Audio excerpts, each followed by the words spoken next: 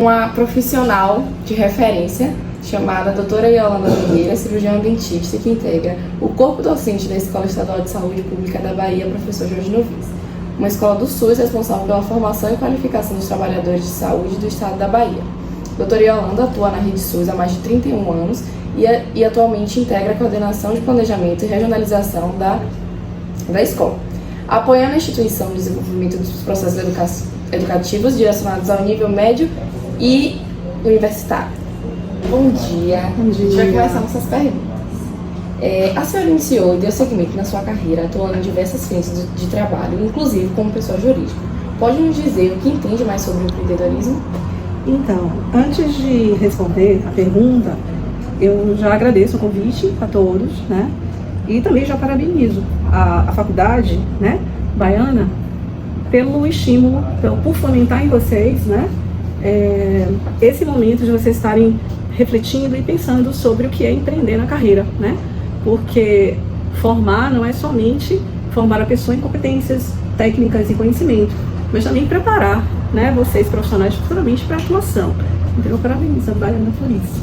Mas respondendo a sua pergunta, o que eu entendo sobre o que é empreendedorismo, né?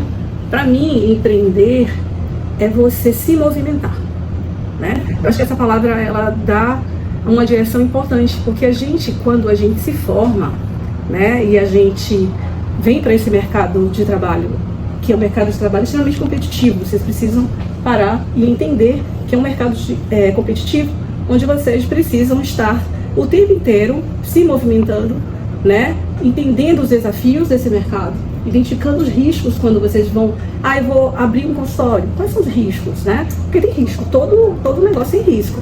E se preparar, né, para o tempo inteiro estar buscando estratégias, se movimentando, fomentando, identificando problemas, buscando soluções e buscando respostas inovadoras para poder ascender nesse mercado de trabalho.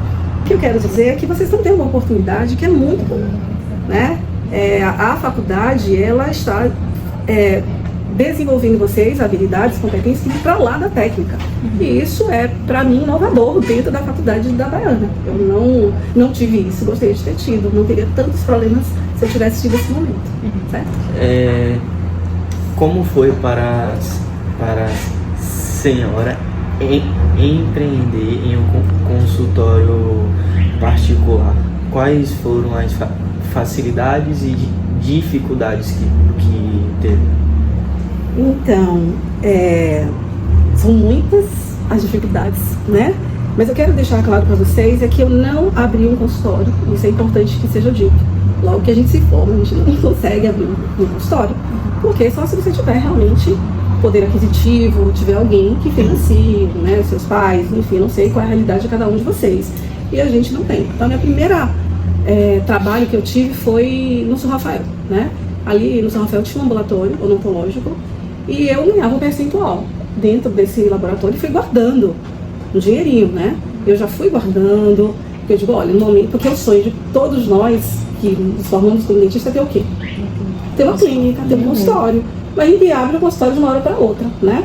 Então você primeiro vai guardando o dinheirinho, o desafio já vai empreendendo, já vai começando a analisar o mercado, a pensar o que eu vou fazer, vou estar sozinha, vou ter um sócio. Então os desafios são muitos porque a gente não entende e não sabe muitas vezes o que é necessário, os caminhos e as etapas para abrir um consultório. O que eu faço para abrir um consultório? O que eu preciso fazer para abrir um consultório? Uma pessoa física, uma pessoa jurídica, né? Qual é o nome do meu consultório? Tudo isso eu passei, gente, o nome do consultório. Tem vários consultórios com nomes similares. E aí você, quando você vai, eu busquei ajuda de um serviço chamado Sebrae, que é um serviço que auxilia as pessoas a abrir seus primeiros negócios. Eu não sei se vocês já ouviram falar. E lá eu recebi algumas instruções. Hoje vocês têm uma facilidade que a gente não tinha na época, que é só botar no Google lá e vocês vão buscar. Então as dificuldades são capital, qual seria o lugar, onde eu abriria, né? Essas coisas todas que a gente não tem ideia. Mas basicamente foi essa questão do capital inicial. Como é que eu abriria? Eu tive uma facilidade. Assim que eu me formei, a minha tia me deu um consultório, né? Então eu tinha minha cadeira odontológica, eu tinha na época, aquele autoclave, era estufa, que vocês não conhecem, né? Eu tinha meu aparelho de fotozinha, mas tinha o modulador, que vocês nem sabem, não sei se vocês conhecem que é amálgama, que são nas instalações antigas, que não se usa mais, né? Aí eu disse, olha, eu tô aqui, mas eu precisava de ter um sócio. Quem seria meu sócio? Porque para abrir negócio você tem que ter um sócio. Quem seria meu fiador de aluguel? Então, todos esses questionamentos a gente faz quando a gente vai abrir, né? A gente precisa se perguntar. Com certeza. Então, quanto mais pessoas, mais competição vai ter. No dia que você abre. Na minha época, eu acho que uma pessoa que eu tinha essa coisa de ter uma visão. Eu abri uma clínica popular. Né? Por que eu abri uma clínica popular? Porque é interessante. Hoje tem muito convênio. Os convênios às vezes não remuneram a gente como deve. Eu abri clínica popular. A clínica popular, as pessoas têm um poder aquisitivo não tão bom, né? Mas tem um lado positivo. Essas pessoas pagam bem. Pagam assim, de forma mais assim, elas vão lá com dinheirinho contado. Elas recebem no final do mês e elas vão lá pagar você. São excelentes pagadores.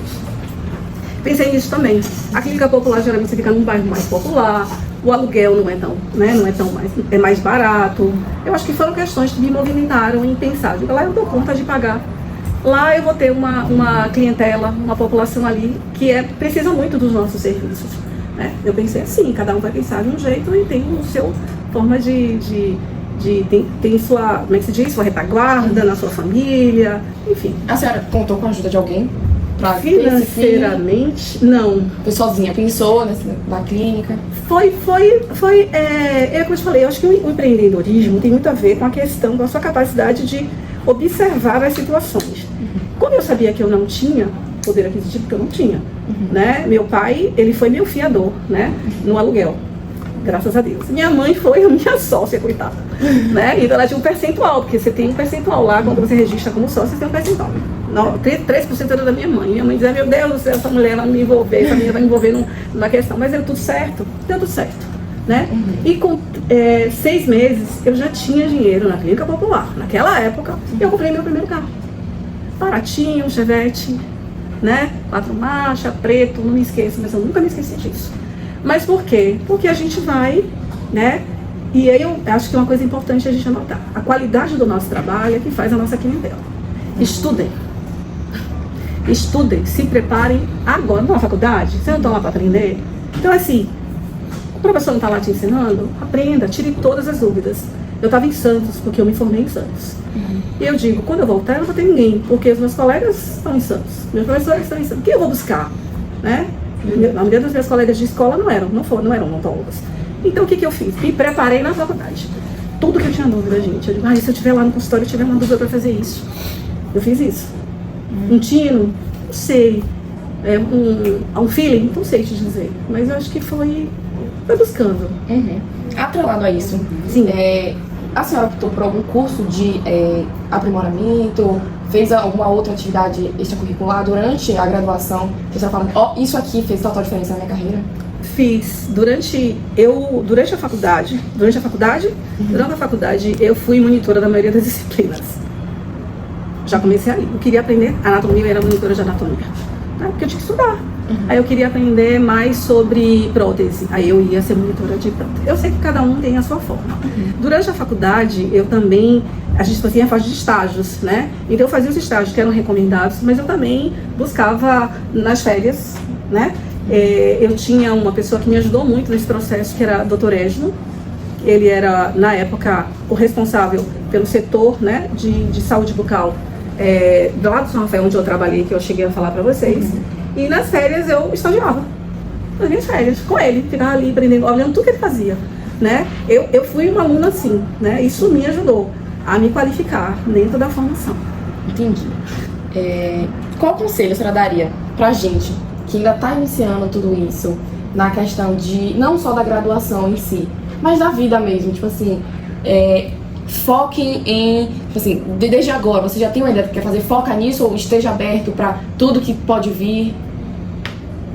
Eu era uma dentista que eu não tinha uma especialidade.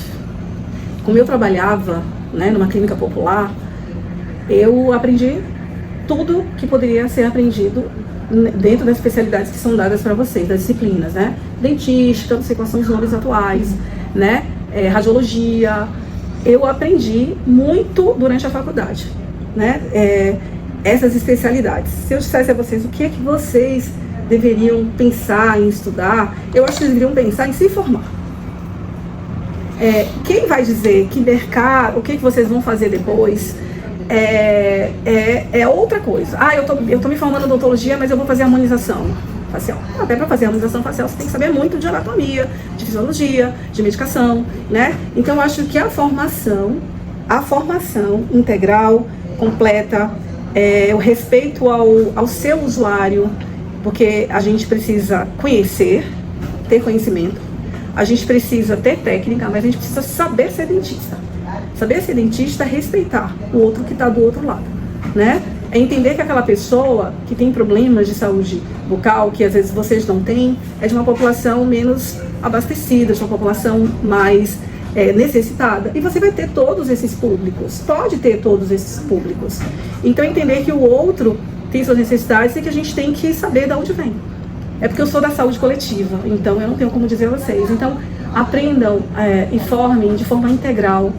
Eu acho que essa é a maior recomendação que eu posso dar.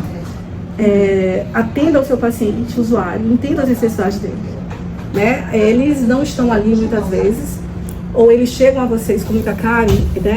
Eu já vi várias vezes isso acontecer. Eu disse várias. As pessoas às vezes criticam a boca do próprio paciente. Não façam isso. Vocês não sabem o que eles sofreram, o que eles passaram para estar naquela condição. Acolham o seu usuário. E isso é um bom feedback para você manter o leque de paciente, usuário, ou aquele que paga você, né? Eu acho que é importante. Recentemente a senhora foi premiada com um prêmio Mãe Estela de Oxóssi na terceira edição no ano de 2024. O que esse prêmio significou para a senhora? Nossa. Como a senhora se vê contribuindo para a sociedade também? Eu fiquei até emocionada. Enquanto você começou a falar, a gente vai se lembrando da nossa trajetória. Isso é um prêmio, né? Esse terceiro prêmio Mãe Estela de Oxóssi foi uma premiação que a Fundação Estatal de Saúde da Bahia, né, da família, me oportunizou. É uma validação, né, que o outro faz para o nosso trabalho, o reconhecimento, né, do trabalho que a gente faz. Eu trabalho no SUS já há 31 anos. Esse prêmio vem em 2024. É muito bom saber que tudo que eu fiz, né, dentro do Sistema Único, mas quando eu tenho uma premiação como essa, né, uma premiação de mulheres negras que movem o SUS, claro, eu fiquei extremamente feliz, porque o trabalho que eu tinha feito há 31 anos tinha sido visto, né, tinha sido reconhecido. Foi um dia muito emocionante para mim. Eu acho que a gente não trabalha esperando prêmios, né, mas a gente trabalha esperando que tenhamos bons resultados no nosso trabalho. Eu tenho outros prêmios que não foram esses aqui de troféu. A maior prêmio que eu tenho ao longo da minha vida, e eu vou contar uma história para você. Eu estava ali no meu consultório lá na Boca do Rio, nessa clínica popular que eu disse a vocês. E dentro das minhas inovações, é um bairro com uma população que não tem poder aquisitivo, né? Eles ganham pouco, eles não salário mínimo. E aí eu fiz muitas coisas, né? Empreendedoras, vamos dizer assim. Eu lembro que eu fiz um mini plano de saúde, onde eles podiam pagar uma quantia mensal, né? Para todo mundo que podia pagar. Aí eu dizia, vocês podem pagar aqui todo mês R$50. Eu estou exemplificando. E ali dava direito a eles fazerem alguns procedimentos. Aí eu fazia algumas restaurações. E entre esse momento que foi um insight que eu disse, eles chegavam lá, pagavam todo mês, eles pagavam. E aí eu ia lá e dizia, agora você pode fazer 2 restaurações. Não. Eu atendi uma mãe, né? E ela veio com uma criança, ele devia ter uns 5 anos de idade. Essa criança, ela tinha a boca totalmente cariada. Os dentinhos da frente, todos escurecidos. Os molares eram verdadeiras brocas, né? Vamos dizer assim, eram cavidades enormes. E aí, ela tinha dinheiro para pagar, porque eu fiz o plano e não teve dinheiro para fazer. Você falou o que eu fiz para a sociedade, né? E aí, eu comecei o atendimento desse menino. Esse menino, ele recebia bullying hoje, mas na época não era bullying. Era chacota dos próprios colegas que olhavam e davam risada dele.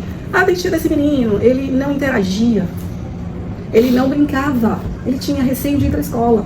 Comecei a fazer a restauração, né? Ele começou a comer, porque ele não comia, porque na hora que ele comia, ele era magrinho, ele não conseguia comer. Essa é a nossa profissão. A gente restabelece, não são dentes, a gente estabelece vidas. Aí a mãe dela chegou pra mim e disse assim, que acho que é a maior prêmio que eu recebi na minha vida, se ela não sabe o quanto isso mudou na vida do meu filho. Meu filho hoje vai pra escola, brinca, conversa, tá gordinho, doutora. Essa é a nossa profissão. A nossa profissão, ela não é somente tapar buraco, a nossa profissão não é somente a estética, a gente devolve, a gente reitera a pessoa à sociedade. É isso. Legal. Arrepiei. Muito É bem. muito legal. Não é verdade? E você ganhou também muitos prêmios. Muitos. Porque você também ganhou, além desses prêmios, você ganhou grandes amizades. Uhum. Né? A gente sabe disso. E também... Eu fui chamada para coordenar um curso de especialização em saúde pública. Minha primeira, né? Experiência em coordenação. Nunca tinha sido coordenadora. Aí, a Isabela falou dessa questão do gênero antes de colocar. Nossa população é uma população preta, né? É uma população de negros, pardos, pretos. E você sabe que estar em alguns lugares não é tão fácil para quem é preto. E eu nunca tinha coordenado nada. E olha que eu já tinha muitos anos, mas foi me dada uma oportunidade. Não em função do gênero, mas em questão da raça. E eu agarrei essa oportunidade de todas as maneiras. E não me deram apenas para coordenar um curso de especialização com 30 pessoas, não.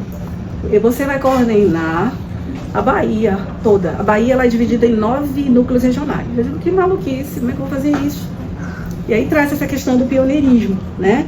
E eu coordenei. Não coordenei 9, mas coordenei 7 núcleos regionais. Aqui a gente tinha a escola, no auditório lá de baixo, a gente fazia um momento com o professor. Essa aula é transmitida para alguns dos nossos profissionais de saúde para se especializar em saúde pública e a gente transmitia para os 7 núcleos regionais. Isso é uma coisa que não existia.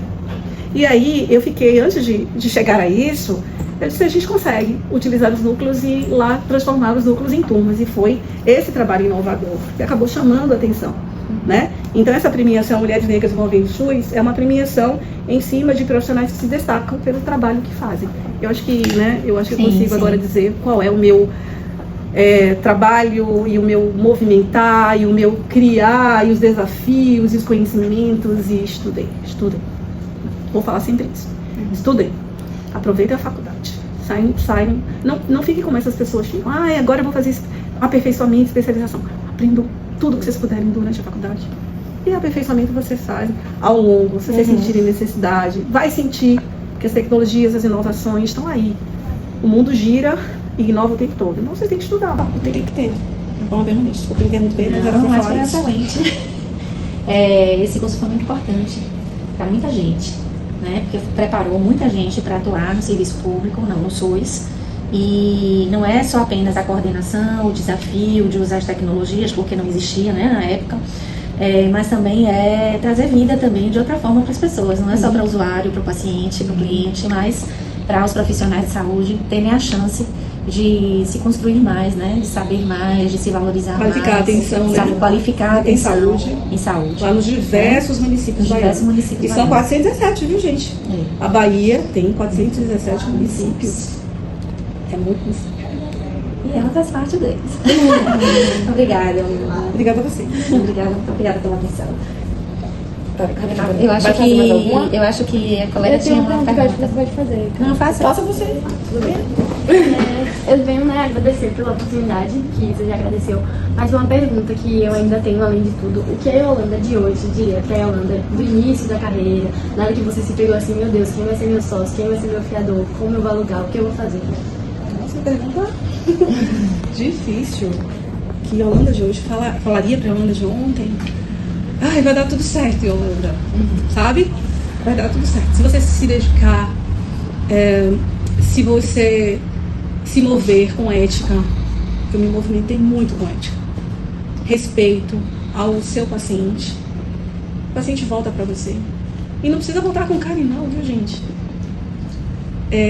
Saúde não se faz só restaurante, saúde se faz fazendo prevenção, promoção. O paciente volta, né, para agradecer a você, volta para fazer uma limpeza, porque esse é o nosso trabalho. Nosso trabalho não é só tratar cárie, né? Nosso trabalho é devolver sorrisos. Eu diria isso, Yolanda, e o caminhar é a gente que faz, né?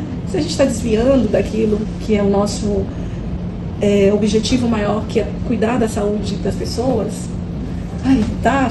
para e pensa, o que eu estou fazendo? E se movimenta e reorienta seu caminhar. Caminhe, dá tudo certo quando a gente faz tudo certo. Eu diria isso, vai dar tudo certo, Yolanda. A senhora comentou também sobre o ser reconhecido. Eu sei que de fato a gente faz as coisas nem sempre para todo mundo ver, ou tanto faz, mas isso que a senhora comentou sobre o caso na clínica é muito importante, porque às vezes a gente não precisa fazer com que ninguém veja. Talvez essa mãe, esse filho, e para os colegas dele mesmo, tipo, viu como ele mudou, o quanto a sua participação na vida dele foi tão importante. E eu acho que isso sim também é um prêmio muito grande, eu acho que talvez uma das coisas mais valiosas para nós que vamos cursar, que vamos terminar o nosso curso de odontologia, é ver pessoas como a senhora, que hoje já tem uma carreira consolidada e bem forte, para a gente ver o quanto que a gente pode chegar, o quanto que é importante a gente continuar e, como a senhora falou, sempre seguindo pelo caminho certo, porque no final sempre tudo dá certo. Eu não sabia que eu ia chegar aqui, que eu ia estar com vocês me entrevistando. E mesmo você chegando onde você chegou, a proporção da sua carreira, você ainda remete a um prêmio, né, que você falou, essa história desse menino. Então eu acho que o importante é esse, você consolidar, né, tudo o que você conseguiu até chegar onde você está. Com certeza, gente. As coisas materiais, elas vão chegar para vocês. Mas não adianta vocês terem um melhor carro, um melhor apartamento, vislumbrar isso, se o que vocês têm de mais importante era cuidar dos sorrisos, devolver a vida às pessoas. Eu vejo a profissão de odontologia dessa forma. Uma das profissões mais lindas que existe, né? Depois do educador, eu acho. Que quem educa a gente, né? O professor. Mas é uma profissão belíssima e ela pode se tornar mais bonita ainda, dependendo do que caminho vocês vão seguir. Né? Muito sorrisos. Muito obrigada. Pra gente foi muito importante estar aqui. Acho que vai muito além do que um trabalho que a gente tem que apresentar, é uma coisa para nossa vida mesmo. Tenho certeza que nós que estamos aqui e quem for assistir isso vai prestar muita atenção e absorver muito o que a senhora falou, porque enquanto a senhora estava dizendo aqui, todo mundo e eu estava viajando do que a senhora estava falando, porque é realmente inspirador e é o que eu acho que a maioria almeja, que é olhar para trás, tipo assim, sentir orgulho de tudo que a gente passou para hoje em dia ser reconhecido, porque o reconhecimento ele vem de forma natural, você não precisa fazer nada. Tanto você sendo um aluno de sala, professores vão estar ali te observando, mesmo que você não precise fazer algo para todo mundo ver. Às vezes o que vem para você sempre teve que vir. Então, muito obrigada, foi muito importante. E é isso. Deixa eu ver o dia mais feliz, viu? Que bom. Nós também.